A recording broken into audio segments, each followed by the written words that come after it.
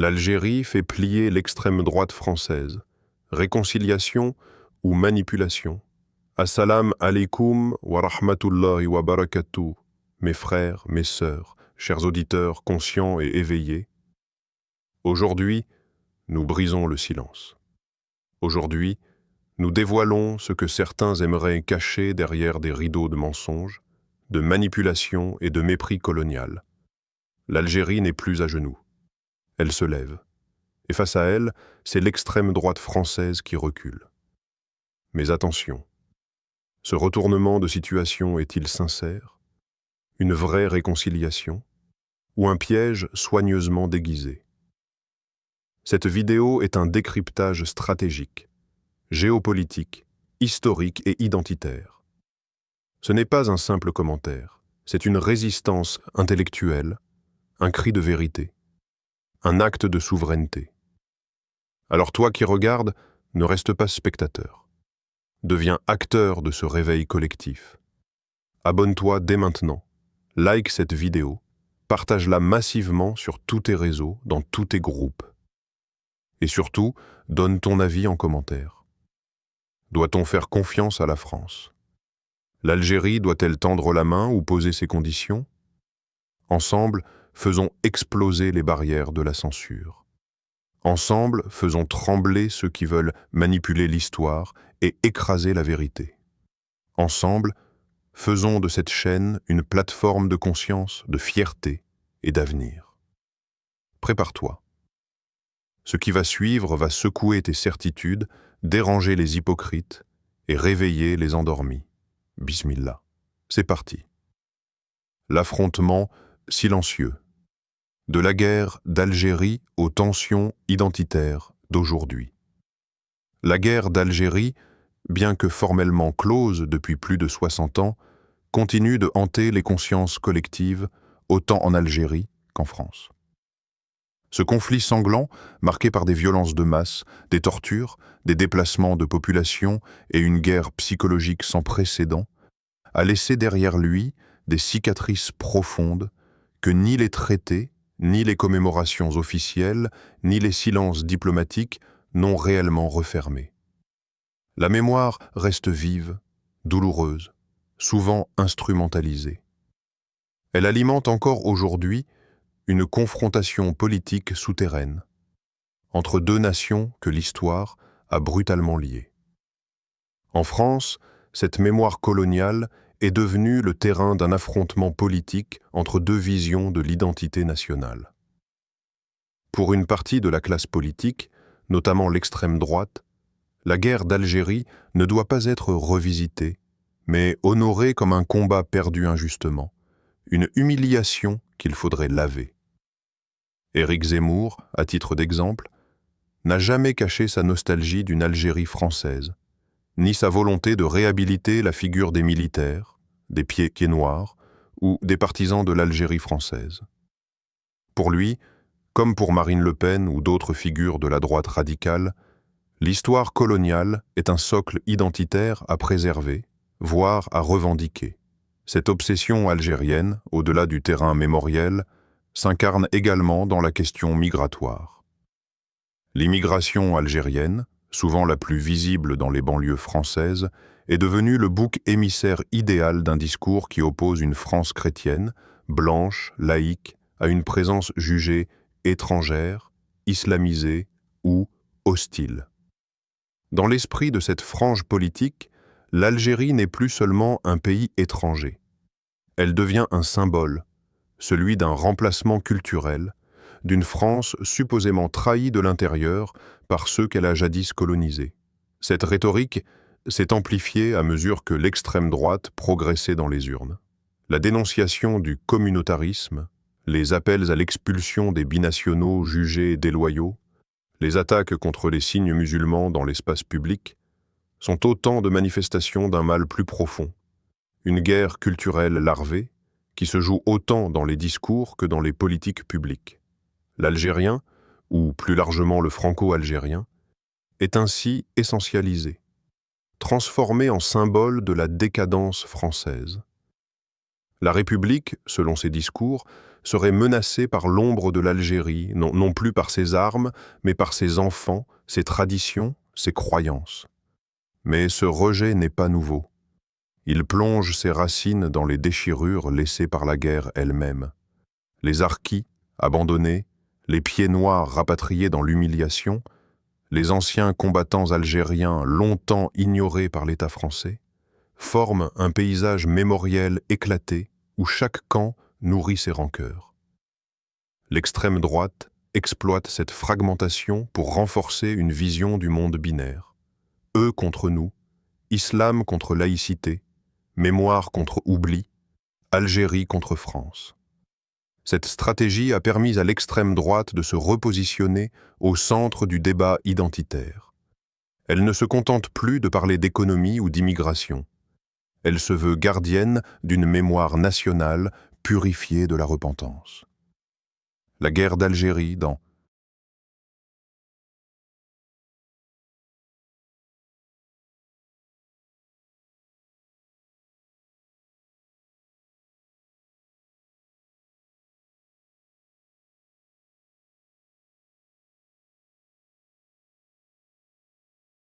cette perspective devient un outil de mobilisation politique. Ce n'est pas une page à tourner, mais une plaie à rouvrir pour galvaniser les foules. Dans ce contexte, chaque tension diplomatique, chaque crise bilatérale entre Paris et Alger devient un carburant idéologique. Quand l'Algérie s'indigne d'un propos raciste tenu par un responsable politique français, l'extrême droite crie à l'ingérence. Quand Paris évoque la répression coloniale, elle dénonce une repentance qui affaiblit la France. Ce jeu à somme nulle profite à une seule chose: l'entretien d'une haine froide, persistante, utile électoralement. Pourtant, cette vision ignore une réalité plus complexe. L'Algérie et la France partagent bien plus que des souvenirs de guerre. Des millions de Franco-Algériens vivent entre ces deux mondes, porteurs d'une double culture, d'une double histoire. Leur quotidien est loin des fantasmes identitaires. Mais leur présence dérange, précisément parce qu'elle incarne une réconciliation possible que certains refusent à tout prix. Ainsi, sous les discours enflammés, les déclarations publiques et les polémiques médiatiques, se cache un affrontement plus sourd, plus dangereux, celui d'une guerre de la mémoire transformée en guerre identitaire. Ce n'est plus une bataille d'archives, mais une bataille de narration. Et dans cette bataille, l'extrême droite française a choisi sa cible. L'Algérie n'est plus seulement un pays du passé. Elle est devenue le miroir des peurs d'une France qui doute d'elle-même. Mais si la France regarde encore l'Algérie à travers le prisme de la colonisation, l'Algérie, elle, regarde aujourd'hui la France avec une nouvelle assurance. Et cette inversion de regard pourrait bien bouleverser l'équilibre des forces. Car ce qui était hier un affrontement silencieux pourrait devenir, demain, un basculement historique. La riposte inattendue d'Alger, diplomatie offensive et stratégie d'influence. Longtemps perçue comme prudente, parfois même timorée sur la scène diplomatique, l'Algérie a récemment opéré un virage décisif dans ses relations avec la France. Fini l'attitude réactive, fini les réponses molles aux provocations répétées de certains responsables français. Alger a changé de ton, d'attitude et de stratégie. Face aux attaques symboliques et aux discours menaçants de l'extrême droite française, l'Algérie n'a pas choisi le silence. Elle a riposté. Et sa réponse est non seulement ferme, mais structurée, audacieuse et calculée. Tout commence par des gestes forts, inattendus. L'expulsion de diplomates français a surpris Paris, pourtant habitué à traiter avec condescendance ses anciennes colonies. Officiellement motivée par des comportements jugés inamicaux, cette mesure cache en réalité un message clair. L'Algérie ne tolérera plus l'irrespect, même voilé. Dans la foulée, des accords bilatéraux sont gelés, des coopérations suspendues. Des domaines stratégiques comme l'éducation, la culture, l'immigration ou la défense sont directement impactés. Alger montre ainsi qu'elle ne considère plus la relation franco-algérienne comme une fatalité, mais comme un partenariat à revoir, voire à remettre à zéro. Plus spectaculaire encore, l'interdiction de séjour prononcée à l'encontre de certaines personnalités françaises. Qu'il s'agisse de figures politiques de l'extrême droite, de chroniqueurs connus pour leur position hostile envers les populations maghrébines, ou de responsables institutionnels soupçonnés d'ingérence, Alger a dressé une liste noire. Un acte rare dans les relations entre pays liés par l'histoire et les populations. Ce n'est plus une simple déclaration d'intention. C'est une humiliation symbolique infligée à ceux qui, en France, pensaient pouvoir parler de l'Algérie sans craindre de réaction. Dans ses prises de parole, le président Abdelmadjid Tebboune incarne cette ligne nouvelle, cette fierté retrouvée. Son discours n'est plus seulement réactif. Il est porteur d'une vision, celle d'une Algérie indépendante dans ses décisions, souveraine dans sa parole, alignée sur ses intérêts stratégiques. À plusieurs reprises, il a rappelé que l'Algérie ne voulait plus de relations déséquilibrées avec la France. Fini le temps des rappels à l'ordre, des ingérences masquées sous la coopération. À travers ses discours, c'est une mise en garde que Tebboune adresse à Paris. Respecter notre peuple ou assumer les conséquences. La diplomatie algérienne ne s'arrête pas aux canaux officiels. Elle s'appuie aussi sur une force bien plus souple et redoutable, l'influence culturelle, médiatique et communautaire. Ces dernières années, Alger a tissé des liens solides avec une partie de la diaspora algérienne en France. Si ces liens restent discrets, leur effet est bien réel. Des intellectuels, des artistes, des journalistes, des leaders associatifs, issus de la 2e ou 3e génération, se font les porte-voix d'une autre voix algérienne. Plus engagée, plus connectée, plus politique qu'ils.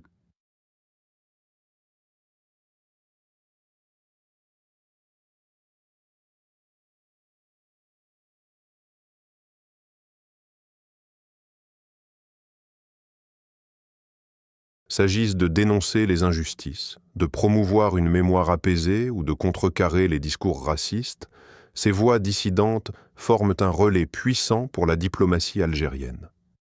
Cette stratégie d'influence dépasse les cercles communautaires.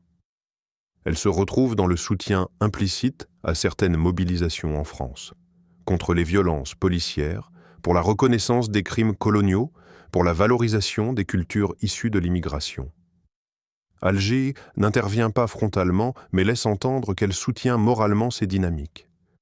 Elle s'inscrit ainsi dans un jeu plus subtil, celui de la pression indirecte sur les institutions françaises, via les opinions publiques, les mobilisations sociales, les voies alternatives.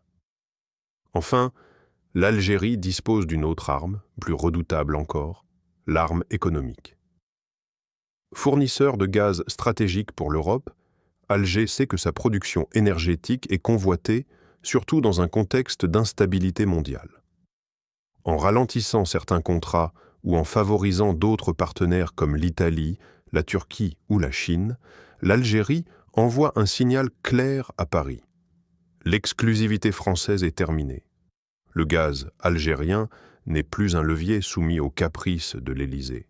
C'est un outil de négociation que l'Algérie utilise désormais avec précision. À cela s'ajoute le marché africain, où Alger déploie une diplomatie économique agressive. Les partenariats bilatéraux se multiplient avec des pays d'Afrique subsaharienne. Des investissements sont injectés dans des projets de transport, d'énergie, de défense. La France, longtemps hégémonique sur le continent, voit l'Algérie émerger comme une alternative crédible.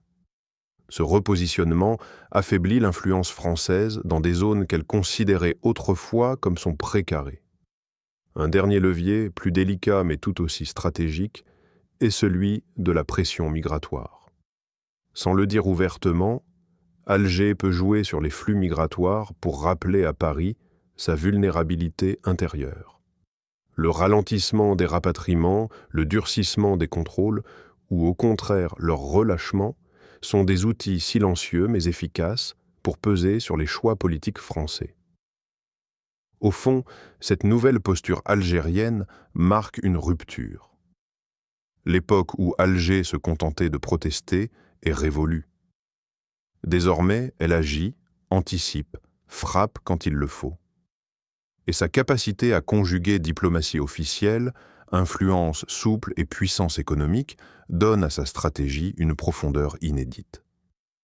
La France, habituée à dicter les termes de la relation, se retrouve à devoir composer avec un partenaire qui n'a plus peur, plus honte, plus de dettes historiques à solder. L'Algérie veut tourner la page de la dépendance symbolique et inscrire sa politique étrangère dans le réel, le rapport de force, la dignité retrouvée. Et cette transformation silencieuse, patiente mais déterminée, est peut-être la vraie victoire d'Alger sur l'extrême droite française. Une victoire diplomatique, symbolique et stratégique, arrachée non pas par les armes, mais par l'intelligence du rapport de puissance. Réconciliation, affichée ou manipulation tactique, ce que cache le dialogue Macron-Tebboune. Au premier regard, les récentes images des rencontres entre Emmanuel Macron et Abdelmadjid Tebboune dégagent un parfum d'apaisement. Poignées de mains chaleureuses, discours consensuels, projets conjoints évoqués à voix basse devant les caméras. Après des mois, voire des années de tensions ouvertes, tout semble indiquer une volonté de rapprochement. Mais cette réconciliation affichée est-elle sincère? Ou s'agit-il d'un calcul froid, d'un jeu tactique masqué par la diplomatie? Pour y répondre, il faut comprendre les forces invisibles qui dictent ce dialogue en apparence apaisé. Macron ne parle pas à Tebboune uniquement en chef d'État soucieux de l'avenir bilatéral. Il le fait aussi en homme politique soumis à des pressions multiples. À l'intérieur, la montée de l'extrême droite lui impose une posture ferme sur les questions mémorielles et migratoires, mais aussi un besoin de se distinguer par un discours plus mesuré et progressiste. Sur la scène européenne, la dépendance accrue au gaz algérien, dans un contexte de crise énergétique, pousse Paris à ménager Alger. Enfin, les enjeux sécuritaires, en particulier au Sahel, où la France perd du terrain, nécessitent de maintenir une forme de coopération, même minimale, avec une Algérie qui reprend de l'influence. Dans ce cadre, les gestes de Paris sont calculés, calibrés, sans jamais franchir certaines lignes. La reconnaissance des crimes coloniaux est évoquée, mais toujours avec prudence. On parle de regard croisé, de travail de mémoire, sans jamais employer le mot excuse ou repentance de manière explicite. Des gestes symboliques sont cependant posés. Visite de lieux historiques, déclarations apaisantes, tentatives de réhabilitation de certaines figures oubliées comme les harkis, que l'on érige soudain en martyrs de l'histoire franco-algérienne. Mais ces gestes, loin de calmer les tensions, sont immédiatement récupérés par l'extrême droite française. Marine Le Pen, Éric Zemmour et d'autres figures dénoncent une trahison de la mémoire française. Pour eux, Macron ne cherche pas la paix, mais la reddition. Chaque déclaration de reconnaissance est perçue comme un aveu de faiblesse. Chaque coopération économique comme une soumission aux intérêts algériens.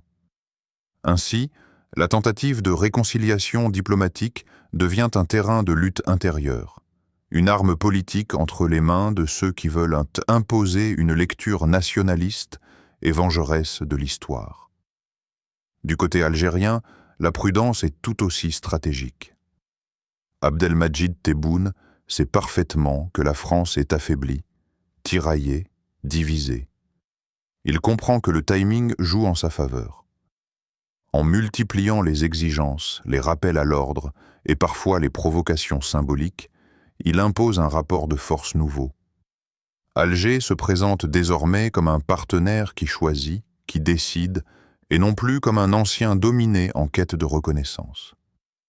Dans cette configuration, la relation avec Macron peut être utile. Elle donne à l'Algérie une légitimité diplomatique, tout en permettant à Tebboune de se poser en garant d'une souveraineté nationale intransigeante. Mais cette posture d'ouverture peut aussi cacher une autre stratégie. Car derrière les sourires, l'Algérie observe attentivement les ambiguïtés de Paris. D'un côté, la main tendue, de l'autre, les discours contradictoires, les polémiques sur l'immigration, les restrictions de visa, les propos blessants émanant de responsables politiques. Macron lui-même semble parfois pris dans une double logique, rassurer les électeurs de droite tout en maintenant des canaux de communication avec Alger. C'est là tout le paradoxe de sa démarche. Il veut une réconciliation, mais sans désavouer ceux qui refusent de regarder l'histoire en face. Dans cette équation complexe, un acteur invisible pèse de tout son poids, l'électorat franco-algérien en France. Estimé à plusieurs millions de personnes, il constitue une force électorale incontournable dans certaines circonscriptions. Majoritairement jeune, souvent délaissé par les grands partis, il devient une cible stratégique pour 2027. Macron le sait, l'extrême droite aussi. D'un côté, on tente de séduire par des discours d'apaisement. De l'autre, on agite la peur, l'exclusion, la stigmatisation. Les franco-algériens sont devenus, malgré eux, un enjeu de pouvoir. Ce contexte électoral influence profondément le dialogue entre Macron et Tebboune. Chaque phrase est pesée. Chaque initiative conjointe est pensée pour parler à plusieurs publics. À Paris, il faut rassurer une opinion méfiante. À Alger, il faut montrer que la France respecte enfin ses engagements. Mais cette gymnastique diplomatique peut rapidement tourner à l'hypocrisie, voire à la manipulation. Car aucune des deux parties ne semble prête à aller au bout de la logique de vérité. On joue sur les apparences, les postures, les signes extérieurs d'amitié, sans jamais toucher au cœur du contentieux. Le passé colonial, la dette morale, les rapports de domination encore vivants dans certains cercles de pouvoir. Au final, cette réconciliation affichée n'est ni totalement sincère, ni totalement factice. Elle est le produit d'une convergence d'intérêts, d'un alignement temporaire de priorités. Mais elle reste fragile, menacée à chaque instant par une déclaration malheureuse, une crise bilatérale ou un dérapage politique en France. Ce que cache le dialogue Macron-Tebboune, c'est peut-être la conscience partagée que l'équilibre est précaire, que la relation franco-algérienne repose encore sur des tensions non résolues. Ce qui se joue entre les deux hommes dépasse la simple diplomatie. C'est une bataille d'images, de pouvoir, de narration. Une bataille où chaque mot pèse, chaque silence parle, et où la moindre erreur peut faire basculer le fragile édifice d'un rapprochement en réalité plus politique que fraternel, le basculement mondial, vers un nouvel équilibre franco-africain mené par Alger. Une dynamique géopolitique majeure est en train de se dessiner sous les yeux du monde, et elle pourrait bien rebattre les cartes du rapport entre la France et le continent africain. Ce mouvement n'a rien de théorique. Il se matérialise chaque jour un peu plus à travers des ruptures d'alliances, des repositionnements diplomatiques, des choix stratégiques décisifs. L'un des acteurs centraux de ce basculement est l'Algérie. Longtemps restée dans l'ombre, méfiante vis-à-vis de toute influence extérieure, elle se dresse aujourd'hui comme un pôle d'équilibre alternatif, en rupture avec l'ordre hérité de la France-Afrique. Ce basculement n'est pas seulement régional, il est mondial. Et dans ce bouleversement, la France risque de perdre bien plus qu'une influence, son statut même de puissance dans l'espace. C'est africain. Depuis les indépendances, la France a imposé à l'Afrique un système de dépendance politique, économique, monétaire et militaire. Mais cette logique de domination, maintes fois dénoncée, semble avoir atteint sa limite. les populations africaines rejettent de plus en plus ouvertement ce qu'elles perçoivent comme une tutelle déguisée. Des manifestations anti-françaises éclatent au Mali, au Burkina Faso, au Niger. Les élites politiques se tournent vers d'autres partenaires. Dans ce climat de rejet, l'Algérie émerge non pas comme un simple spectateur, mais comme un possible leader régional. Elle n'a jamais fait partie de la France-Afrique et c'est précisément ce qui renforce aujourd'hui sa légitimité. Sur le plan militaire, Alger a développé au fil des années une coopération silencieuse mais efficace avec plusieurs puissances globales. La Russie, alliée historique, fournit des équipements sophistiqués, partage du renseignement et organise des manœuvres conjointes. La Chine, elle, finance des infrastructures militaires et technologiques, tout en assurant une présence discrète mais constante dans les ports et les bases stratégiques du pays. La Turquie, quant à elle, multiplie les accords de défense et renforce une alliance idéologique fondée sur la solidarité musulmane et le rejet des ingérences occidentales. Ensemble, ces trois partenaires participent à la constitution d'un nouveau bloc afro-eurasiatique, dans lequel l'Algérie joue un rôle pivot. Cette montée en puissance n'est pas que militaire. Elle est également économique et diplomatique. L'Algérie investit dans des corridors commerciaux reliant la Méditerranée au Sahel, propose des partenariats sans conditions politiques et devient un modèle pour de nombreux pays africains en quête de souveraineté. À travers l'Union africaine, elle pousse pour une redéfinition des alliances, loin des tutelles néocoloniales. Elle multiplie les sommets bilatéraux, initie des coopérations sud-sud et se positionne comme un acteur de médiation dans plusieurs conflits régionaux. Le message est clair. L'Algérie ne veut plus simplement être consultée, elle veut décider. Pour la France, cette recomposition est un cauchemar stratégique. Elle perd ses bases militaires au Sahel, voit ses entreprises marginalisées par la concurrence asiatique et turque et constate un recul brutal de son soft power. Les instituts culturels ferment, les écoles françaises perdent en influence, les médias francophones sont contestés, voire boycottés. Paris, qui se pensait encore il y a 10 ans comme l'arbitre incontournable du continent africain, se retrouve isolé, incompris, dépassé. Pire encore, l'image même de la France est associée à la prédation, à l'arrogance et à la trahison des peuples. Dans ce contexte, l'Algérie apparaît non seulement comme une alternative, mais comme un modèle de dignité et d'indépendance. Cette comparaison, bien plus puissante que toutes les sanctions ou coopérations, agit comme un miroir cruel pour l'ancienne puissance coloniale. Face à ce recul, l'extrême droite française, si prompte à dénoncer l'influence algérienne, se retrouve paradoxalement désarmée sur le terrain géopolitique. Elle avait fait de l'Algérie son repoussoir, le symbole de ce qu'elle rejetait, l'immigration, l'islam, le passé colonial non digéré. Mais voilà que ce pays, qu'elle voulait effacer des discours officiels, revient au centre du jeu mondial. Et cette fois, non plus comme problème, mais comme solution, comme acteur majeur d'un nouvel ordre multipolaire. Cette humiliation silencieuse renforce malgré tout sa base électorale. Le discours du déclin, de la France trahie, se trouve justifié. L'extrême droite n'a plus besoin de prouver la perte d'influence française. Elle se voit désormais à l'œuvre dans les faits. Ce constat pourrait pousser l'État français à jouer sa dernière carte, provoquer une nouvelle crise. Une rupture brutale, une confrontation diplomatique, voire un incident contrôlé permettant de relancer la machine militaro-politique. Cette stratégie du chaos contrôlé consisterait à mettre en scène une menace venue d'Alger, réelle ou imaginaire, afin de justifier un retour en force sur le plan africain. On pourrait assister à une montée des tensions, à des campagnes de désinformation, à une diabolisation médiatique de l'Algérie.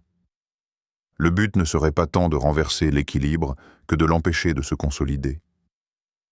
Mais cette manœuvre est risquée. Elle pourrait se retourner contre la France, qui apparaîtrait alors comme une puissance aux abois, prête à tout pour sauver son prestige.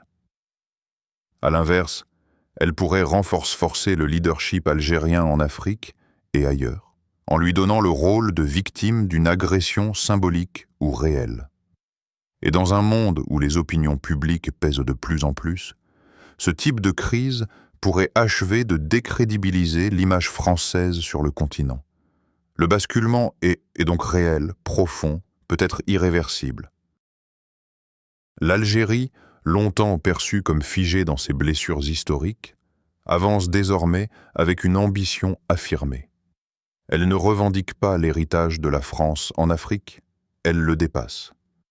Elle ne cherche pas la revanche, mais la réinvention. En articulant souveraineté nationale, coopération stratégique et vision multipolaire, elle impose un modèle qui séduit de plus en plus de pays africains. Un modèle où l'on ne demande plus la permission à Paris. Un modèle où l'on construit sans la France, parfois contre elle. Et si l'Algérie parvenait à entraîner dans son sillage une partie de l'Afrique, c'est l'ensemble du rapport Nord-Sud qui serait redéfini. Non plus sur les bases de la domination ou du chantage, mais sur celles de l'équilibre, du respect mutuel et de la souveraineté assumée. La France peut-elle encore l'empêcher, ou est-il déjà trop tard? Ce que nous venons de décrypter dépasse une simple querelle diplomatique. Derrière les échanges tendus, les gestes de rupture ou d'apaisement, c'est une transformation en profondeur des équilibres géopolitiques et symboliques qui s'opèrent.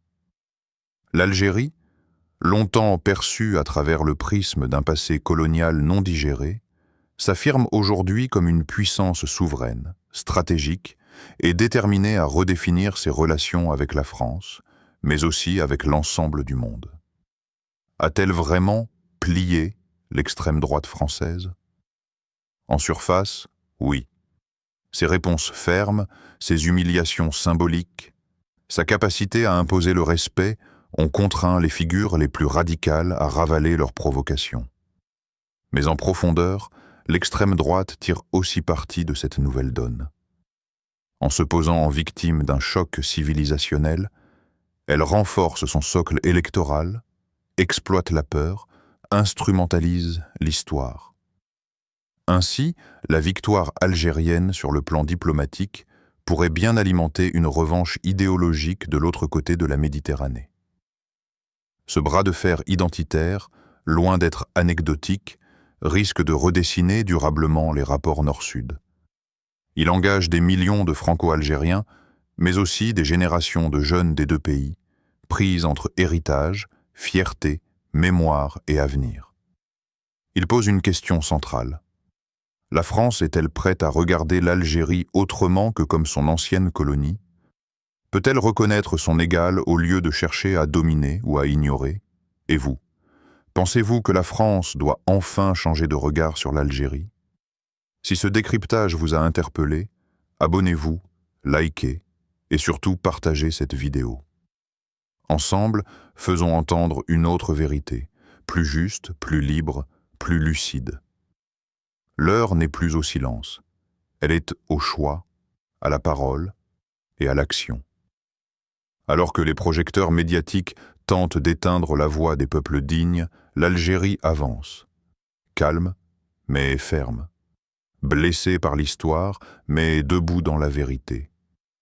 Face aux provocations de l'extrême droite française, elle n'a pas cédé. Elle a répondu dignement, stratégiquement, sans trembler. Aujourd'hui, ce n'est plus la France coloniale qui dicte. C'est l'Algérie souveraine qui impose le respect. Mais ne nous trompons pas. Ce bras de fer ne fait que commencer. Ce n'est pas seulement une affaire de diplomatie.